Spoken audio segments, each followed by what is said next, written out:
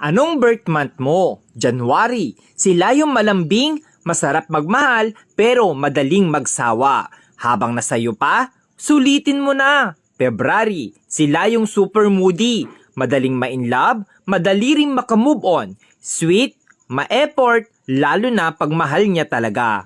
March. Sila yung malambot ang puso, madaling lambingin, masarap mahalin, pero grabe kung magalit, mabilis mag-move on.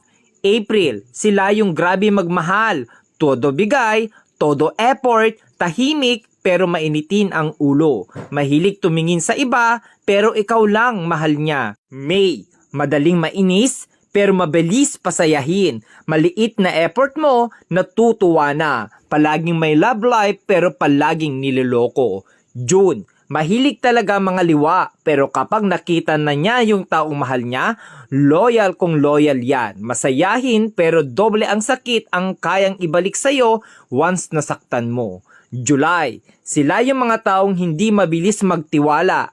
Handang masaktan, mapasaya ka lang. Slowly, iyakin, emotional, mahilig magtampo. August, joker, abnormal, pero may tinatagong problema. Masarap kasama, masayahin, hindi showy, sakto lang magmahal. September, stick to one, loyal pero madalas lokohin kaya matigas ang puso. Masarap maglambing, mabait pero demonyo magalit. October, pag pinakita mong sa kanya ka lang at sayo lang din siya, pero pag niloko mo, mas maloko yan sayo. Mapang-asar pero siya yung napipikon. November, hindi mabilis magka-move on sa isang bagay. Marupok, madamdamin, umiiyak ng patago pero kakayanin. December, malibog, joker, mabait, loyal, di ka iiwan, sila rin yung ipaglalabang ka. Hindi sa kanila uso ang salitang suko na.